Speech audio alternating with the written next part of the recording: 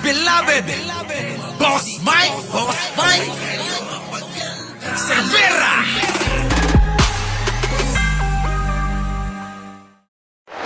Magandang umaga, magandang hapon at magandang gabi sa amandako ng mundo. Naroon kayo. Siyempre, magandang buhay na rin para sa ating lahat. Eto na nga. Eto. Iba na palang insulin ang kailangan ngayon para sa mga diabaklatik na layan ni Harry Roque. Ang insulin pala ng mga diabaklatik yung tusok mula sa mga chupapitos na daya ni 2016 Mr. Supranational Alberto de la Serna.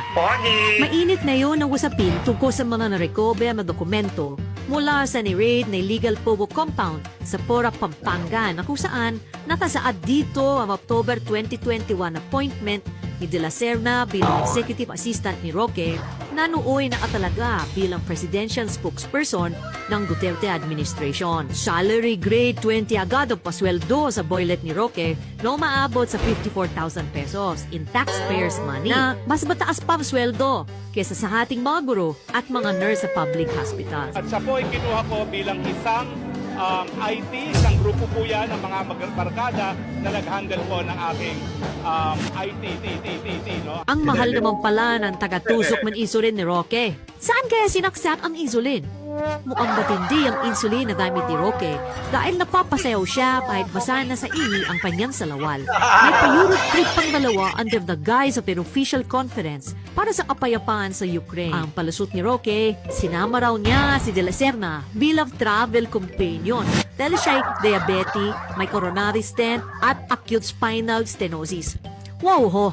Bisa na nurse ang sinama mo, even more interesting, ay nakakuha rin ng Presidential Anti-Organized Crime Commission ng mga dokumento na kusan na pamalanan si Roque bilang legal representative ng na-raid na pogo sa Pora, Pampanga. Yan po yung mga papeles na appointment at wala po talagang kriminal na intention. Todo deny si Roque, pero maliwanag na madalas siyang pumambay sa naturang Pogo building.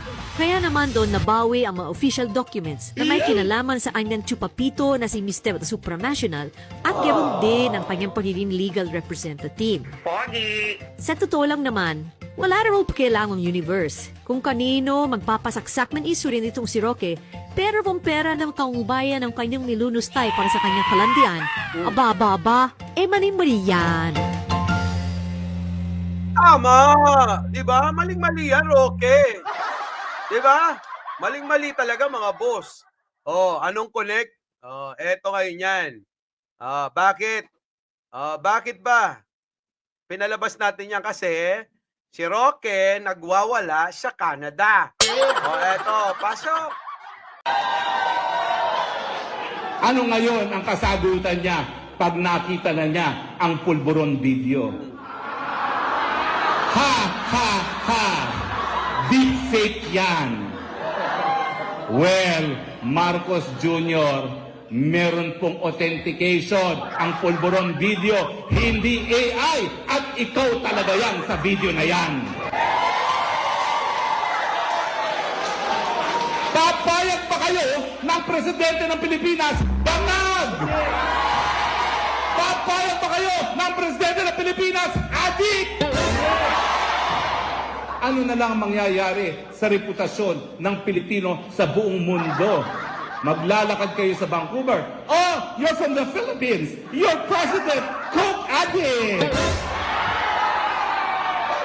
Ang sagot nyo, no. He is addictus benedictus. Yan pong ibig sabihin ng transparency. Ano ang relasyon sa iyong estado ng pag-iisip sa mga desisyon mo para kalagkarin sa gera ang Pilipinas?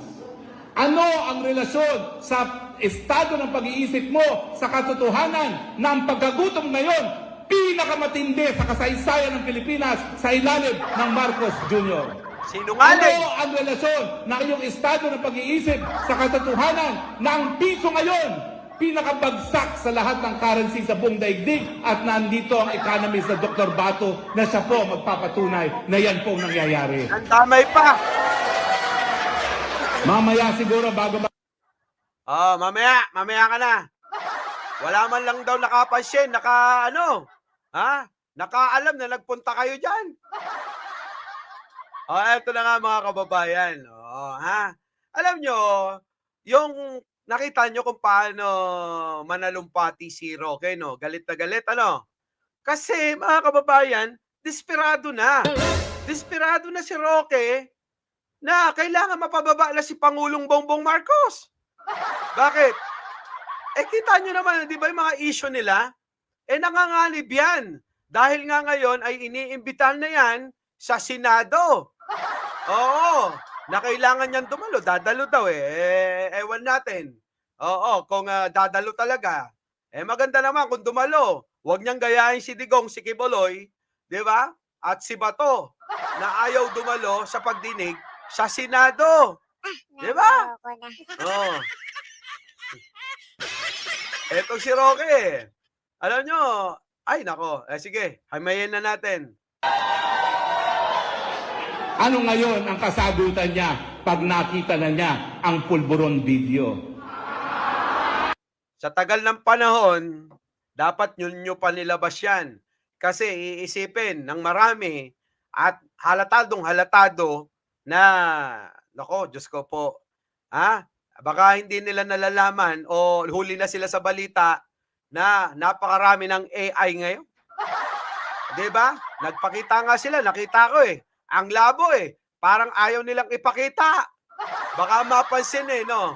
Mapansin na peke yung video na kanilang pinapakita. Wala na, hindi na tatanggapin ng tao. Yung video nila, expired na. Sa haba ng panahon. Halos isuko na nga ni Maharlika Isinuko na ni Maharlika yung video na yan. Naloko na. Oo. Pagtatawanan lang yan. Video na yan ni Pangulo. Sa totoo naman, boss, ha? Tama si sino ba yon? Nag-comment na yon. Si Liwayway. Pinagtatawanan lang ng Pangulo di ba? Wala na ito, mga kababayan. Itong video nila, pinagdududahan na ng marami. Ano ba talaga ang motibo nyo? Sa akin, malinaw. Ano ang motibo? Kailangan nilang iligtas yung sarili nila sa tiyak na kapahamakan. Dahil kapag hindi nila napababa ng pwesto si Pangulo, kulungan ang kahinatnan ng lahat ng ginagawa nilang yan. Di ba, mga kababayan? So, kailangan nila magmadali. Kailangan nila maging desperado na. Kahit na na yan, ilabas na natin yan. Kahit na hilaw. Di ba? Hilaw na hilaw, mga kababayan. Wala. Hilaw na Expired na yan. Ha, ha, ha. Baklang-bakla no? Sa bagay, mukhang alam naman daw na bakla siya. Tuloy. Fake yan. Well, Marcos Jr., meron pong authentication. Ang Ano authentication? Kanino nyo kinuha? Diyos ko po.